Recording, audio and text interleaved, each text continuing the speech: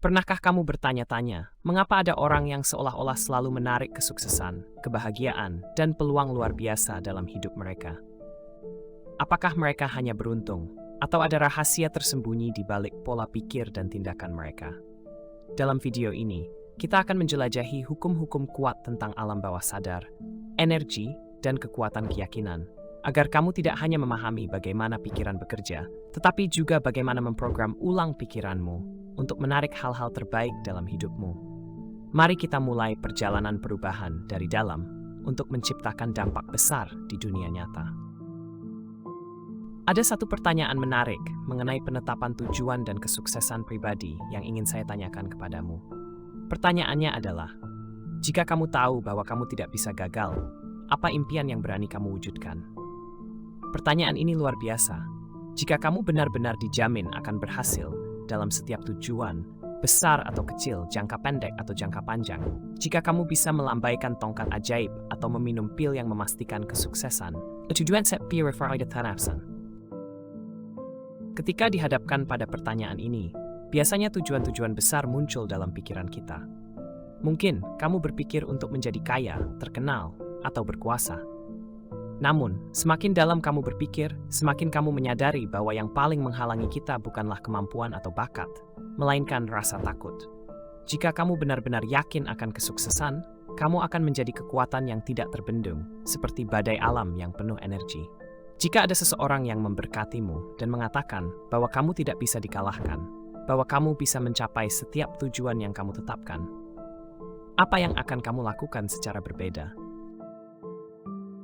Saya sendiri berasal dari keluarga miskin, tumbuh dengan perasaan bersalah dan tidak layak, yang saya pikir disebabkan oleh latar belakang pendidikan saya. Saya tidak memiliki rasa percaya diri, bahkan sering dikeluarkan dari sekolah, dan harus menghabiskan banyak waktu di perpustakaan karena dilarang masuk kelas.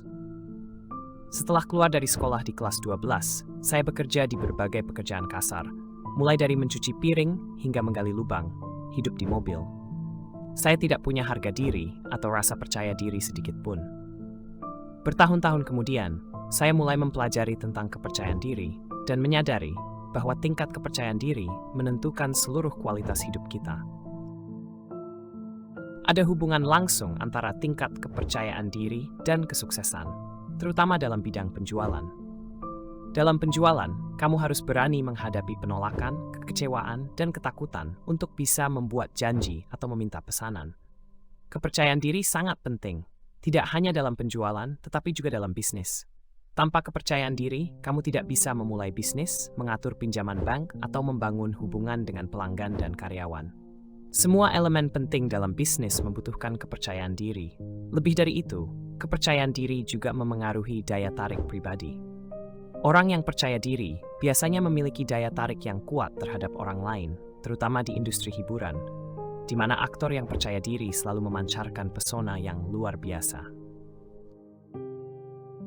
Kepercayaan diri tidak hanya membuat kita merasa lebih bahagia, tetapi juga mempengaruhi cara orang lain memperlakukan kita. Kita menjual lebih banyak, menghasilkan lebih banyak uang, menikahi pasangan yang lebih baik, dan menjadi lebih efektif dalam komunikasi sosial. Kepercayaan diri adalah segalanya. Saya mulai mempelajari tentang kepercayaan diri ketika tingkat kepercayaan diri saya hampir nol. Dan seiring waktu, saya menemukan bahwa ada 3 faktor utama yang menghalangi kepercayaan diri. Faktor pertama adalah keraguan dan ketakutan. Ini adalah masalah terbesar umat manusia sejak zaman dulu, yang disebutkan dalam berbagai buku agama, filsafat, dan psikologi. Keraguan dan ketakutan adalah hal yang menahan kita. Faktor kedua adalah rasa bersalah dan tidak layak. Ini adalah sesuatu yang dialami banyak orang, dan itu sangat mempengaruhi cara kita memandang diri sendiri, serta kemampuan kita untuk meraih kesuksesan.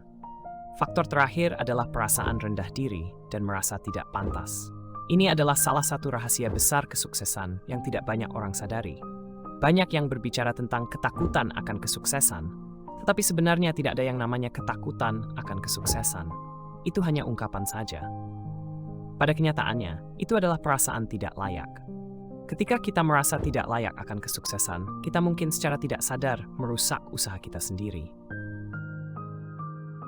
Orang-orang yang merasa tidak pantas untuk sukses seringkali bekerja sangat keras untuk mencapainya, tetapi kemudian mereka menghancurkan hasil mereka sendiri. Pertanyaannya adalah, mengapa kita meragukan dan takut? Mengapa kita merasa bersalah dan tidak layak? Bayangkan jika kamu tidak memiliki keraguan sedikit pun, benar-benar percaya diri dan tidak takut akan apapun. Bagaimana perasaanmu? Kepercayaan diri bukan hanya kualitas pribadi, tetapi juga fondasi untuk mengatasi setiap tantangan dan meraih setiap impian yang pernah kita pikir tidak mungkin. Bayangkan, jika kamu merasa layak mendapatkan semua kebaikan di dunia ini dan percaya pada kemampuanmu untuk menyelesaikan segala sesuatu, bagaimana dirimu akan berbeda? Ketika kamu melihat orang-orang yang benar-benar sukses dan bahagia, kamu akan melihat bahwa mereka memiliki keyakinan tersebut. Namun, menariknya, tidak berdasar pun dari mereka menjadi tinggi fresh aging. Saya mulai mempelajari konsep ini, dan itu benar-benar mengubah hidup saya. Sekarang, setelah lebih dari 25 tahun mengajar, saya masih bergantung pada prinsip-prinsip yang kita bicarakan hari ini. Hal pertama yang perlu kamu pahami adalah bahwa semua kebiasaan, termasuk kebiasaan emosional, dapat dipelajari. Ini adalah konsep menarik yang saya temukan saat meneliti karya para filsuf, terutama pemikir dari awal abad ke-20. Kebiasaan emosional, atau cara kita bereaksi secara emosional, adalah sesuatu yang kita pelajari, bukan sesuatu yang tetap dan tidak bisa diubah. Emosi negatif bukanlah hal yang tidak dapat diatasi. Faktanya, 99,9% reaksi emosional kita, terutama yang negatif, dapat dibongkar. Jika kita tidak bisa mengatasi emosi negatif, bagaimana mungkin kita bisa maju? Tetapi justru karena kita bisa mengubah reaksi emosional inilah, kita memiliki kemampuan untuk mencapai apa saja. Ketika saya pertama kali mempelajari kesuksesan, saya masuk ke dunia penjualan karena saya tidak bisa mendapatkan pekerjaan lain. Saya bingung dan bertanya-tanya, mengapa ada orang yang lebih sukses dalam penjualan dibanding yang lain? Yang saya temukan adalah sesuatu yang mengubah hidup saya sepenuhnya. Hukum sebab akibat. Hukum ini mengatakan bahwa setiap hasil dalam hidup memiliki penyebab yang mendasarinya. Kita hidup dalam alam semesta yang diatur oleh hukum-hukum yang ketat, dan hukum sebab akibat disebut sebagai hukum besi alam semesta. Ini menjelaskan bahwa segala sesuatu yang terjadi pada kita memiliki alasan spesifik. Jika kamu ingin mencapai hasil tertentu, cukup tempo orang yang cepat mencapainya, tapi supaya ia melakukan. Kamu akan mendapatkan hasil yang serupa. Prinsip terbesar dari hukum sebab akibat adalah bahwa pikiran adalah penyebab dan keadaan adalah akibat. Ini adalah terobosan besar. Sebagian besar orang percaya bahwa situasi mereka ditentukan oleh faktor eksternal. Padahal sebenarnya pikiran kita satu-satunya hal yang bisa kita kendalikan adalah yang menentukan segalanya. Pikiran menentukan kualitas hidup kita, kualitas hubungan, kesehatan, umur panjang, penghasilan, rumah, teman, dan semacam fitaf sestak berterusmu. Pikiran adalah penyebab dan keadaan sebabnya. Selama lebih dari 5.000 tahun, serangkaian hukum mental telah ditemukan. Sebelum era Masehi, ada sekolah-sekolah yang disebut sekolah rahasia, di mana orang-orang mengundurkan diri dari masyarakat untuk belajar selama bertahun-tahun tentang prinsip-prinsip ini. Hari ini, penemuan dari sekolah-sekolah rahasia tersebut lebih mudah diakses. Namun sayangnya, 99,9% orang belum menemukannya. Salah satu hukum terbesar yang ditemukan oleh sekolah-sekolah rahasia adalah hukum keyakinan.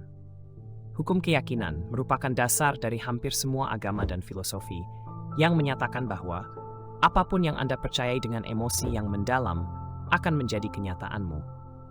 Jika Anda sangat percaya pada sesuatu, pikiran Anda akan bekerja seperti penyaring, dan Anda akan melihat dunia melalui saringan keyakinan tersebut. Kamu tidak melihat dunia seperti apa adanya, tetapi melalui cara kamu mempercayainya. Penulis Anais Nin pernah berkata, kamu tidak melihat dunia seperti adanya, kamu melihat dunia seperti dirimu sendiri. Ini berarti kamu akan mengabaikan hal-hal yang tidak sesuai dengan keyakinanmu dan hanya memperhatikan apa yang sesuai. Kekuatan dari hukum keyakinan ini tidak bisa disangkal. Namun, tragedi besar adalah bahwa banyak orang memiliki keyakinan yang keliru, dan keyakinan ini seringkali didasarkan pada informasi yang sepenuhnya salah. Keyakinan ini membatasi kemampuan kita membuat kita tidak berani mengejar tujuan besar, atau bahkan menjalani kehidupan yang sebenarnya kita layak dapatkan. Namun, begitu kamu memahami bahwa keyakinan bisa diubah, dan kamu bisa memilih untuk mempercayai hal-hal yang positif dan menguntungkan bagi dirimu sendiri, kamu akan mulai menciptakan kehidupan yang sepenuhnya berbeda. Salah satu hal terpenting yang harus kita renungkan adalah bahwa keyakinan yang kita pegang dalam hidup bisa menjadi sumber motivasi atau hambatan besar. Tidak ada orang yang bisa menilai keyakinan orang lain, tetapi cara kamu bisa mengevaluasi keyakinanmu sendiri adalah dengan melihat apakah keyakinan tersebut membuatmu bahagia dan meningkatkan kualitas hidup serta hubunganmu. Satu contoh yang bagus adalah saat saya memiliki anak pertama bertahun-tahun lalu, salah satu buku psikologi anak menyarankan bahwa tugas orang tua adalah mematahkan kemauan anak sejak dini. Ini berasal dari pandangan yang populer pada tahun 1920-an, 30-an, 40-an, dan bahkan sampai 1950-an. Idenya adalah, jika seorang anak terlalu keras kepala, mereka tidak akan patuh pada orang tua, sehingga orang tua perlu mematahkan kemauan mereka. Akibatnya, kita melihat generasi orang dewasa yang tumbuh dengan jiwa yang patah, yang memendam amarah, depresi, kecanduan alkohol, obesitas, dan kekecewaan. Mereka adalah individu yang terluka dari dalam karena sejak kecil mereka dipatahkan seperti anak kuda yang dilatih dengan kejam. Hukum keyakinan menyatakan bahwa kita bertindak berdasarkan apa yang kita percayai, termasuk keyakinan yang membatasi diri sendiri. Hal menarik adalah tidak ada seorang pun yang terlahir dengan keyakinan. Setiap keyakinan yang kita miliki tentang diri sendiri, potensi kita, dunia, agama, politik, atau tentang manusia, semuanya adalah sesuatu yang kita pelajari, yang ditanamkan melalui pengulangan. Masalah terbesar muncul dari keyakinan yang membatasi diri, yaitu ketika kita merasa bahwa kita terbatas dalam kemampuan tertentu. Untuk mengatasi ini, langkah pertama adalah bertanya pada diri sendiri, keyakinan apa yang akan menguntungkan atau berguna bagi saya? Bayang kamu bisa pergi ke sebuah toko yang menjual keyakinan, dan kamu bisa membeli keyakinan apapun yang kamu inginkan, seperti menginstal perangkat lunak di komputer. Jika kamu hanya bisa memilih satu keyakinan, apa yang akan kamu pilih? Salah satu keyakinan terpenting yang bisa kamu beli adalah, saya bisa melakukan apapun yang saya inginkan dan saya pikirkan. Ini adalah keyakinan yang membuka potensi tanpa batas.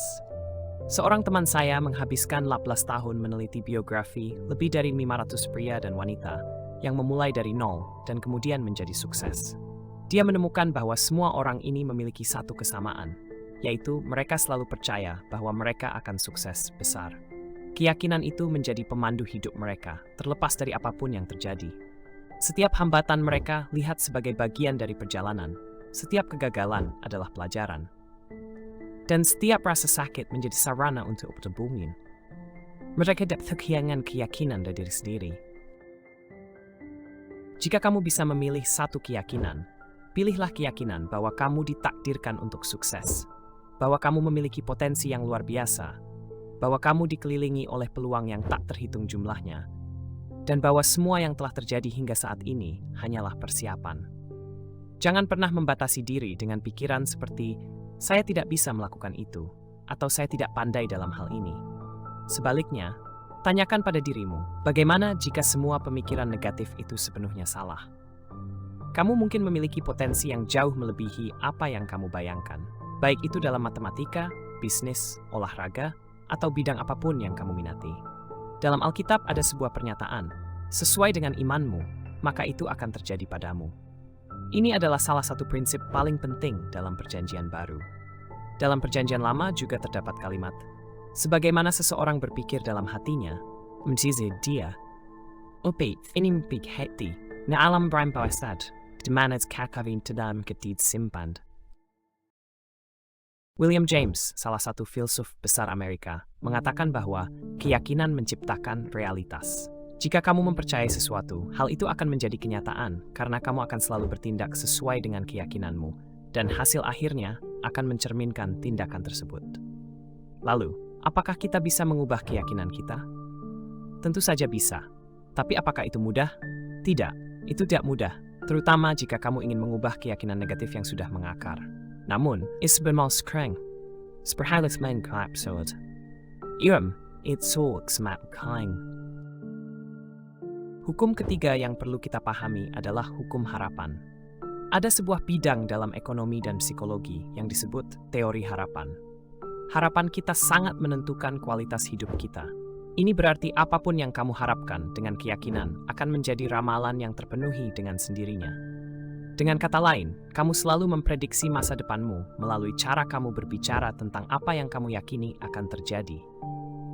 Seperti seseorang yang meramalkan nasibnya sendiri, jika kamu percaya bahwa semuanya akan berjalan baik, jika kamu mengharapkan hal-hal baik terjadi, maka hal itu akan menjadi kenyataan. Jika kamu percaya bahwa kamu akan disukai, produkmu berkualitas, perusahaanmu hebat, dan hidupmu akan sukses, maka keyakinan tersebut akan membentuk caramu bertindak dan bagaimana orang lain menanggapimu. Hal ini sangat penting. Selalu harapkan yang terbaik, baik dari dirimu sendiri, dari orang lain, dan terutama dari mereka yang peduli padamu. Salah satu temuan dari penelitian di Universitas Harvard menunjukkan bahwa ada 2 faktor penting dalam pengasuhan anak yang membantu mereka tumbuh menjadi orang dewasa yang bahagia dan sehat. Kedua faktor ini juga terbukti efektif dalam membangun tim bisnis dan penjualan yang kuat. Faktor pertama adalah lingkungan yang demokratis, di mana setiap orang bebas menyuarakan pendapat mereka. Dalam lingkungan ini, keputusan diambil berdasarkan konsensus, dan setiap orang merasa dihargai dan dihormati. Sejak anak-anak saya masih kecil, saya selalu meminta pendapat mereka. Apa yang ingin kamu lakukan? Kemana kamu ingin pergi? Ketika mereka tumbuh besar, kami berbagi tanggung jawab dalam membuat keputusan. Hari ini, mau makan di mana? Akhir pekan mau kemana? Dengan cara ini, jika belajar pendapat penting, entempik militivithai. Faktor kedua adalah harapan positif. Orang tua harus percaya dan berharap bahwa anak-anak mereka akan berhasil. Keyakinan dan harapan ini memberikan rasa percaya diri pada anak-anak bahwa mereka mampu melakukan apapun yang mereka cita-citakan. Saya selalu mengatakan kepada anak-anak saya, saat kamu dewasa nanti, kamu akan sukses. Kamu akan terkenal, mendapatkan nilai tinggi, dan dicintai oleh banyak orang. Ketika kita mengharapkan yang terbaik dari anak-anak kita, mereka akan berusaha untuk memenuhi ekspektasi tersebut. Meskipun terkadang mereka mungkin tidak langsung menerima nasihat itu, pesan tersebut tetap akan tertanam di alam bawah sadar mereka. Ada sebuah kisah dari seorang jurnalis yang mengatakan bahwa ayahnya bukanlah orang yang banyak bicara, tetapi ada satu kalimat yang selalu terngiang dalam pikirannya. Nak, saat kamu dewasa nanti, ayah berharap kamu bisa melakukan sesuatu yang berarti dalam hidupmu. Kalimat ini membekas dalam hidupnya, dan dia selalu berusaha untuk mencapainya, hanya karena ekspektasi positif dari sang ayah. Ini menunjukkan betapa pentingnya menanamkan harapan yang baik pada orang lain. Jika kamu memiliki keluarga, katakan kepada pasanganmu bahwa kamu percaya pada mereka, bahwa kamu yakin mereka akan sukses, dan jika mereka belum berhasil, mereka akan belajar dari pengalaman dan mencapai kesuksesan di kesempatan berikutnya. Mengulang pesan ini adalah hadiah terbesar yang bisa kamu berikan kepada orang yang kamu sayangi. Sekarang kita masuk ke hukum berikutnya, yaitu hukum daya tarik. Hukum ini sudah banyak dibahas akhir-akhir ini, namun sebenarnya sudah ada sejak lebih dari 3.000 tahun sebelum Masehi. Hukum ini menarik karena saling terkait dengan hukum-hukum lainnya. Hukum daya tarik menyatakan bahwa setiap orang adalah magnet hidup. Di samping itu, ada hukum getaran. Segala sesuatu di alam semesta material ini bergetar, termasuk pikiran kita. Yang membuat getaran pikiran semakin kuat adalah emosi yang melekat padanya. Sebuah pikiran tanpa emosi akan diam, tetapi ketika emosi dimasukkan ke dalam pikiran itu, ia menciptakan medan energi yang menarik orang, ide, dan sumber daya yang diperlukan untuk mewujudkan pikiran tersebut. Penting untuk dipahami bahwa semua hukum ini bersifat netral. Jika kamu percaya pada hal-hal negatif, itulah yang akan kamu alami. Jika kamu mengharapkan hal-hal buruk akan terjadi, maka hal itu akan datang. Oleh karena itu, jangan pernah membicarakan hal-hal yang tidak kamu inginkan, karena pikiranmu sangat kuat. Pikiran kita seperti mesin raksasa yang memancarkan getaran dan menarik ke dalam hidup kita. situasi, serta orang-orang yang sesuai dengan apa yang kita pikirkan dan fokuskan. Ketika kamu memikirkan hal-hal negatif, kamu menariknya ke dalam hidupmu, mulai dari kecelakaan mobil hingga kejadian-kejadian tak diinginkan lainnya. Pikiran tidak membedakan antara apa yang kamu inginkan dan yang tidak kamu inginkan. Ia hanya merespons apa yang kamu pikirkan dan fokuskan. Jika kamu fokus pada hal-hal negatif, kamu akan menarik hal-hal buruk ke dalam hidupmu, seperti pencurian, kecelakaan, barang-barang rusak, dan berbagai masalah lain. Kita sering mengatakan bahwa manusia adalah magnet hidup, dan hal ini tidak hanya berlaku dalam menarik peristiwa, orang, dan situasi yang sesuai dengan pikiran kita, tetapi juga berhubungan dengan hukum kedua yang disebut hukum resonansi simpatik. Bayangkan kamu memiliki dua piano di satu ruangan besar. Jika kamu menekan tombol C di piano pertama, lalu pindah ke piano kedua, kamu akan melihat bahwa senar C di piano kedua juga bergetar dengan frekuensi yang sama. Ad resonansi simpatik, penyelarasan getaran, dan kefobiat sesuai dengan objek-objek. Hukum ini sangat berguna saat kita bertemu orang-orang yang tepat dalam hidup kita. Penulis Khalil Gibran pernah berbicara tentang momen pengakuan instan ketika kamu memasuki sebuah ruangan dan langsung merasa terhubung dengan seseorang, seolah-olah kalian telah saling mengenal sejak lama. Inilah cara kerja hukum daya tarik. Hukum ini menyatakan bahwa setiap pikiran, baik positif maupun negatif, menciptakan medan energi, dan medan energi itu menarik ke dalam hidup kita orang-orang dan situasi yang selaras dengan frekuensi pikiran tersebut. Energi pikiran adalah bentuk energi yang sangat halus, yang dapat bergerak dengan kecepatan cahaya dan menembus segala penghalang fisik.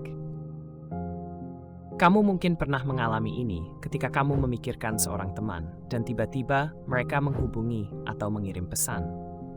Hal ini bukan hanya kebetulan yang terjadi sekali, tetapi mungkin telah berulang kali terjadi dalam hidupmu, sampai kamu mulai memahami bahwa ada hukum nyata yang sedang bekerja.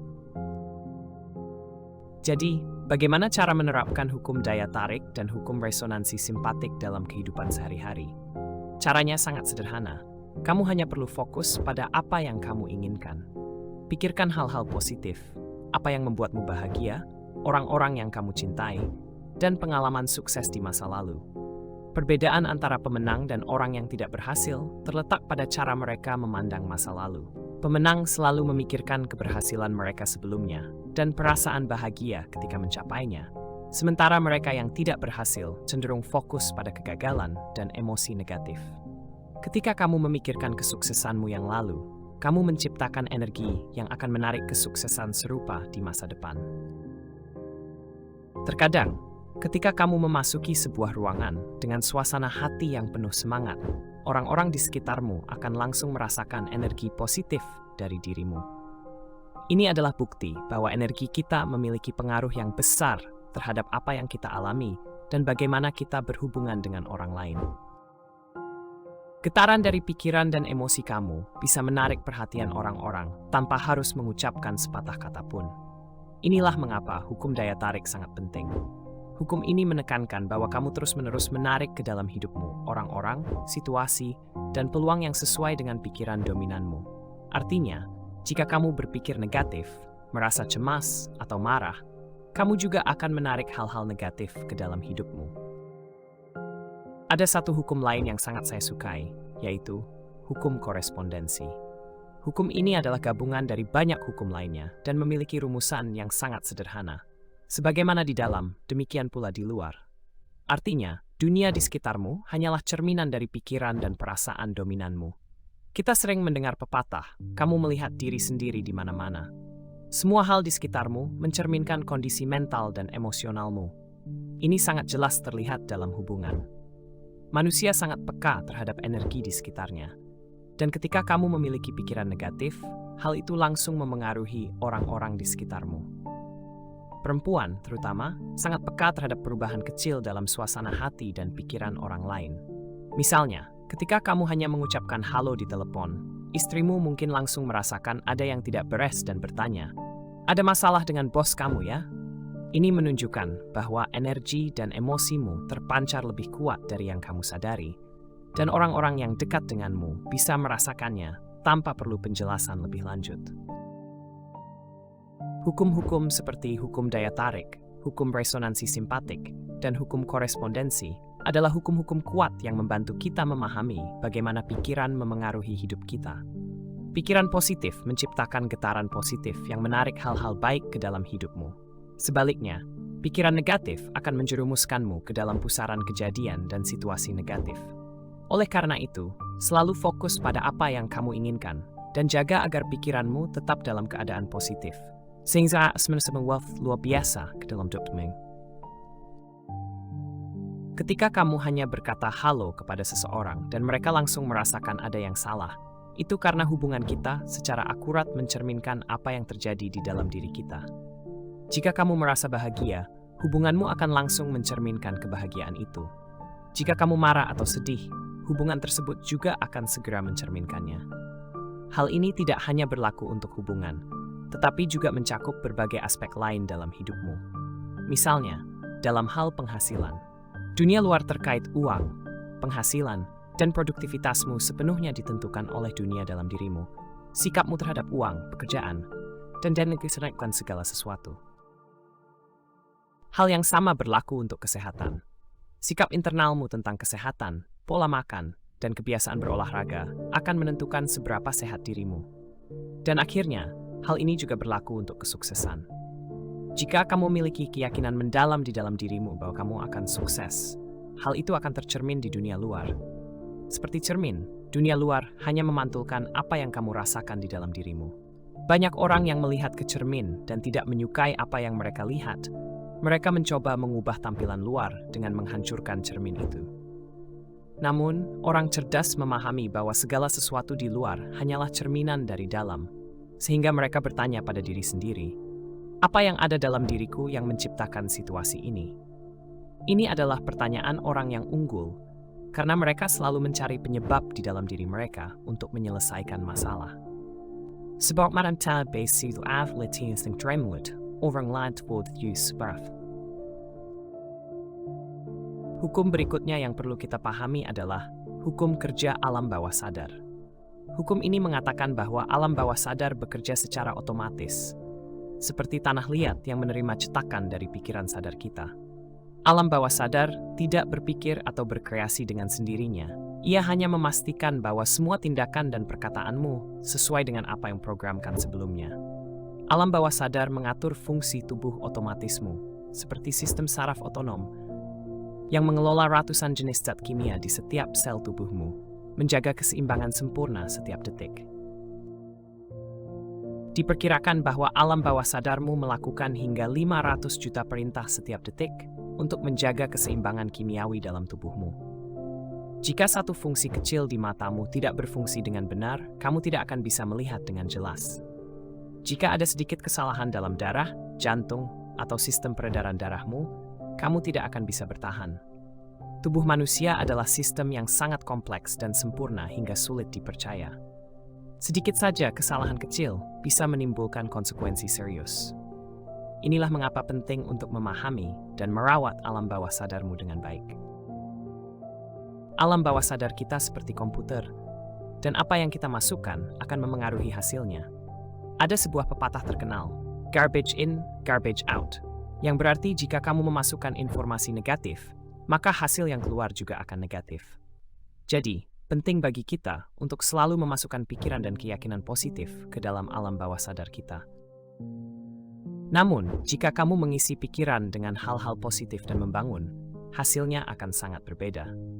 Ini berarti kamu bisa memprogram ulang alam bawah sadarmu. Jika program awal dalam pikiranmu memiliki kesalahan atau kekurangan, kamu perlu memperbaiki dan mengoreksi itu. Kita harus kembali ke akar dan menghapus ide-ide yang salah, keyakinan, serta perasaan yang tidak selaras dengan kebahagiaan dan kesuksesan yang kita inginkan. Proses memperbaiki kesalahan ini serupa dengan memperbaiki bug pada perangkat lunak komputer. Ketika sebuah program baru dirilis, seringkali ada beberapa bug yang perlu diperbaiki. Para insinyur akan memeriksa dan mengoreksi masalah-masalah tersebut agar program bisa berjalan dengan lancar. Dalam kehidupan, kita juga harus memperbaiki alam bawah sadar kita dengan cara menghilangkan pikiran-pikiran yang membatasi diri dan menggantinya dengan keyakinan yang lebih positif. Proses ini sangat penting untuk membantu kamu mengembangkan rasa percaya diri dan membuka seluruh potensi yang ada dalam dirimu. Perbaikan hidup tidak terjadi secara instan, tetapi selalu dimulai dari dalam diri. Kita harus jujur melihat keyakinan, perasaan, dan sikap apa saja yang selama ini sudah tertanam di dalam alam bawah sadar kita. Pikiran lama yang tidak lagi relevan dengan tujuan baru kita perlu diperbarui. Ketika kita mengubah cara berpikir dan memprogram ulang alam bawah sadar kita, segala sesuatu di sekitar kita juga mulai berubah. Ini adalah kunci untuk mencapai kesejahteraan, kesehatan, dan kemaslahatan komitsan. Terima kasih sudah menonton. Jika kamu merasa konten ini bermanfaat, jangan lupa untuk like, share, dan subscribe untuk mendukung channel ini.